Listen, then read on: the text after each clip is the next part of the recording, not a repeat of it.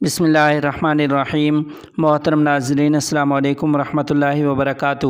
سربراہ جمعیت علماء اسلام حضرت مولانا فضل الرحمان صاحب دامت برکاتہم العالیہ اور سیاست۔ تفصیلات کے مطابق مولانا فخر الاسلام عباسی دامت برکاتہم العالیہ نے اپنے ایک تحریری بیان میں کہا ہے کہ 15 لاکھ علماء کے سرخیل مولانا فضل الرحمان صاحب دامت برکاتہم العالیہ کی دینی و ملی خدمات کا سین آپ کی آنکھوں سے اس لیے دور ہے کہ آپ نے آج تک مولانا دامت برکاتہم العالیہ کے سیاسی کردار کو دل سے تسلیم نہیں کیا۔ آپ مولانا دامت برکاتہم العالیہ کے بارے میں اپنا موقف بنانے کے لیے بے بنیاد میڈیا ٹرائل کا سہارا لیتے رہے ہیں۔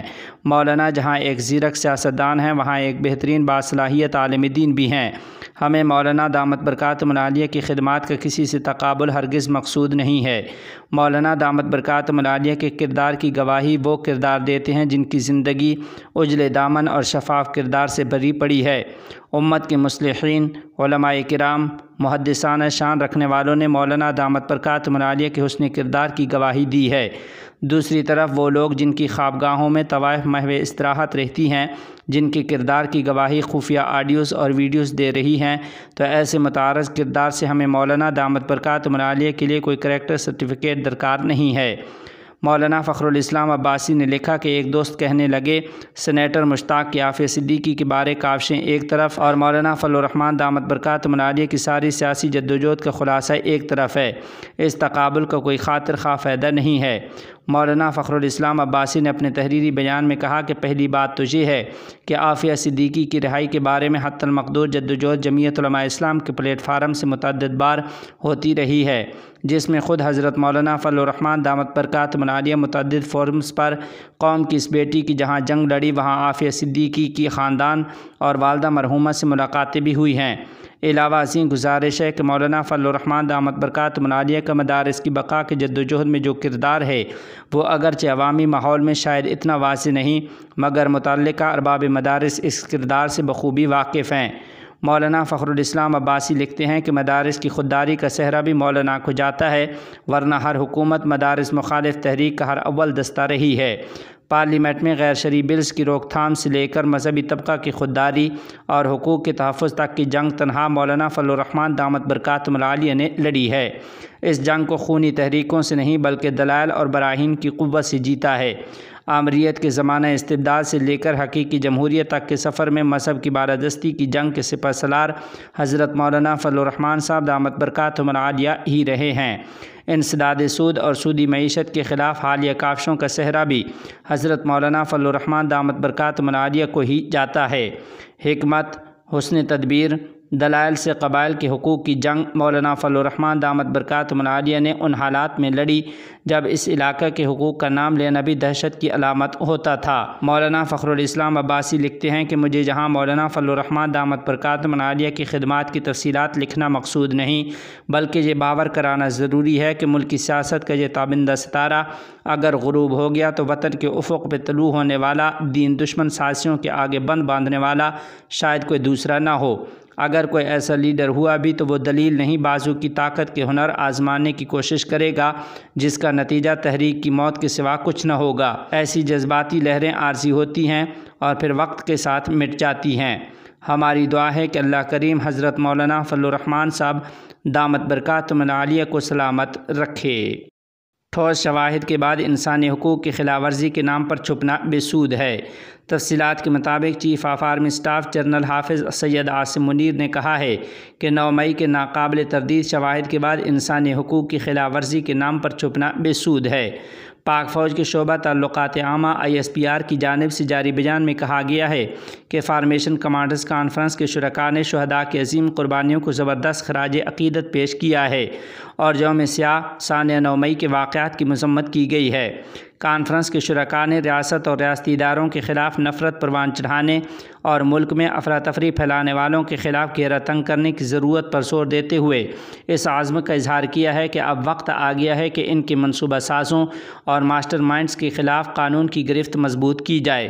افواج پاکستان ملک کی سلامتی اور استحکام کے لیے کسی بھی قربانی سے دریغ نہیں کرے گی۔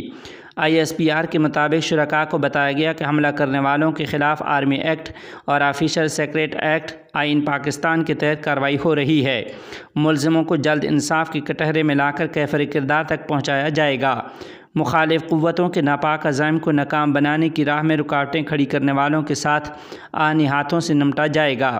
فارمیشن کمانڈرز کانفرنس سے خطاب کرتے ہوئے chief of army staff general حافظ سید عاصم منیر نے کہا کہ ملک دشمن عناصر جعلی پراپیگنڈے کے ذریعے انتشار پیدا کرنے کی بھرپور کوشش کر رہے ہیں، جس کا مقصد ملک اور مسلح افواج کو بدنام کرنے کی مذموم سیاسی مفادات کا حصول ہے۔ قوم کے بھرپور تعاون سے تمام تر ناپاک عزائم کو ناکام بنایا جائے گا۔ جنرل حافظ سید عاصم منیر نے کہا کہ سیکورٹی فورسز پر حملے، انسانی حقوق کی خلاف ورزیوں کو روکنے کے بے بنیاد الزامات کا مقصد عوام کو گمراہ کرنا ہے۔ کثرت سے جمع کیے گئے ناقابل تردید شواہد کو نہ جھٹلایا اور نہ ہی بگاڑا جا سکتا ہے۔ ریاست پاکستان اور مسلح افواج شہداء اور ان کے اہل خانہ کو احترام کی نگاہ سے دیکھتے ہیں، لازوال قربانیوں کو ہمیشہ سراہتے رہیں گے۔ ISPR کے مطابق آرمی چیف جنرل حافظ سید عاصم منیر نے مزید کہا ہے کہ پاکستان کی عوام اور مسلح افواج کا آپس میں گہرا تعلق ہے، جو قومی سلامتی میں مرکزی حیثیت رکھتا ہے۔ 25 مئی کی تقریبات میں عوام کی بھرپور شرکت افواج پاکستان اور عوام میں گہرے تعلق کی واضح عکاسی کرتی ہے۔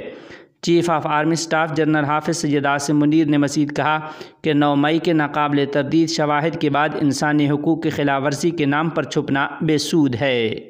صدر وفاق المدارس العربیہ پاکستان مولانا مفتی محمد تقی عثمانی، ناظم اعلیٰ وفاق المدارس مولانا محمد حنیف جلندری، ناظم وفاق المدارس پنجاب مولانا قاضی عبدالرشید سمیت دیگر علماء اکرام نے اساتذہ اکرام کی تربیت کو وقت کی اہم ترین ضرورت قرار دیا۔ اساتذہ اکرام کی تربیت کو پورے نظام تعلیم کی اصلاح اور بہتری کی اساس قرار دیا گیا۔